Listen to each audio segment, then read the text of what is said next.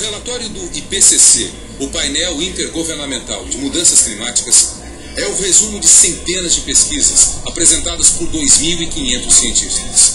Só o que foi consenso entrou nas 20 páginas do documento. Páginas cinzentas. O documento confirma dados que o Fantástico antecipou na semana passada e é a prova dos 9 para alguns temas apresentados na nossa série Caos no Clima. Mostramos, por exemplo, que a onda de calor que matou milhares de velhinhos na França em 2003 já era sintoma do aquecimento global. O furacão Katrina também. Veja o que o relatório prevê para os próximos anos. Mais dias quentes e menos dias frios. Segundo o IPCC, isso vai acontecer com mais de 99% de certeza, ou seja, vai acontecer, ponto final. As tempestades fortes vão ficar mais comuns. Disso os cientistas têm mais de 90% de certeza. As áreas de seca devem se expandir com mais de 66% de certeza. Aumento da intensidade dos ciclones, mais de 66% de certeza. Há outros prognósticos sombrios. O nível do mar deve aumentar entre 20 e 60 centímetros até o fim do século. Essa projeção foi o ponto mais criticado do relatório. Meio metro de aumento do nível do mar foi considerado muito otimista. Mas os próprios cientistas dizem que esse número não leva em conta, por falta de dados precisos, os efeitos prováveis do degelo dos polos. Contando com mais essa água do gelo, o mar ganharia metros a mais. Para se ter uma ideia, no último período entre duas eras glaciais, há 125 mil anos, o degelo do Ártico e da Groenlândia foi responsável por 4 metros a mais no nível do mar. E isso deixaria debaixo d'água boa parte das cidades litorâneas do planeta. Mas não apenas as previsões são ruins. O retrato do que já está acontecendo também não é nada animador. 11 dos últimos 12 anos estão entre os mais quentes desde que começaram as medições de temperatura há mais de um século. A disparada dos termômetros fica clara nesses mapas.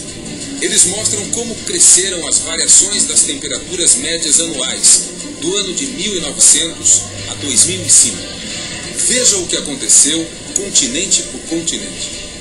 Na América do Sul, onde estamos? Na África, na Ásia, na Europa e na América do Norte. Conclusão do relatório. Nos últimos 100 anos, a Terra esquentou 0,74 graus Celsius. Mas nos próximos 100 anos, deve esquentar muito mais, 3 graus Celsius. Você deve estar se perguntando, quem vai sofrer mais com esse aumento de temperatura?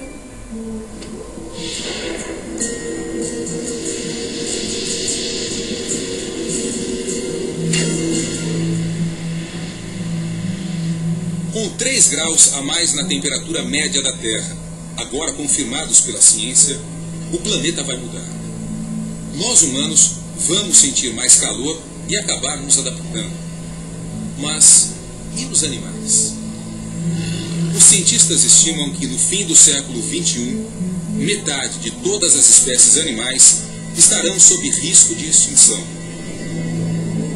Alguns bichos já estão sentindo agora os efeitos do calor desvairado. As marmotas, por exemplo, têm dado as caras cada vez mais cedo. O fim do período de hibernação delas, sinal de que o inverno está acabando, hoje acontece 3 semanas antes do que há 30 anos. Várias aves migraram para o alto das montanhas, onde o clima é mais ameno. Espécies do Mediterrâneo estão indo mais para o norte. E quem já mora no alto?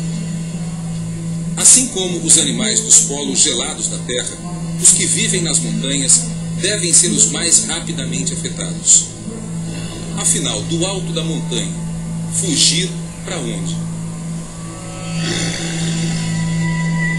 O urso de óculos vive nos Andes, da Venezuela ao Chile, e se alimenta, principalmente, de bromélias. O seu hábitat está mudando, perdendo neve, esquentando. Essa, que é a única espécie de urso da América do Sul, já está ameaçada. As previsões dizem que o sul da África será uma das regiões mais afetadas pelo aquecimento do planeta. Aqui e em outros tantos lugares, enquanto o hábitat se transforma, animais serão obrigados a migrar em massa. Muitas fatalidades devem acontecer. Mortandades são previstas também no mar. Os ovos das tartarugas marinhas não suportam temperaturas superiores a 36 graus Celsius. Quando a areia chega a essa temperatura, os ovos nem vingam. Outro problema que as tartarugas já enfrentam é o desequilíbrio entre machos e fêmeas. É o calor da areia que determina o sexo do filhote. Por enquanto, o nascimento desproporcional das fêmeas em lugares como a Bahia é parcialmente compensado pelos machos, que nascem em praias mais ao sul. Mas a areia está esquentando também no sul. Sem machos, as tartarugas marinhas ficam fadadas à extinção. O que são 3 graus a mais na temperatura média do planeta? Os ursos polares sabem a resposta. No Ártico, os termômetros já subiram 3 graus. Aqui, a superfície congelada cria um ambiente altamente especializado. A virada do ano é o período em que as fêmeas dão à luz e cuidam dos recém-nascidos. É também a época em que elas ficam sem presas para caçar. Apesar de terem mais bocas para alimentar, elas próprias não comem. O principal alimento dos ursos são as focas.